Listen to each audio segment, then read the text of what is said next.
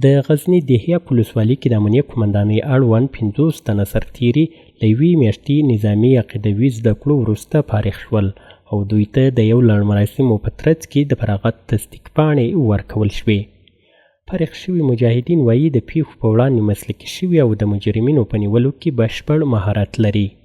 موږ په دغه یو میاشتنی ابتدایي کورس کې جم نظام، تخنیکي اسلحه، تعقیب گرفتاری او عملیاتي حرکات ترسره کړل او انشاءالله خپل پرسونل ټول په بلد یو.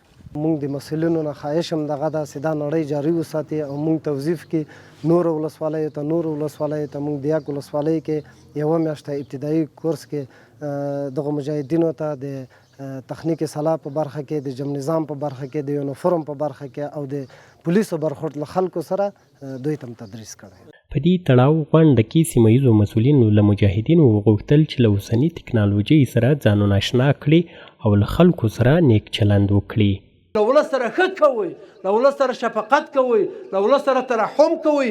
دا سوځېدلی ولس ده، دا 40 کاله سوځېدلی، نور یې نه سوځوو، نور شفقت پې کوو.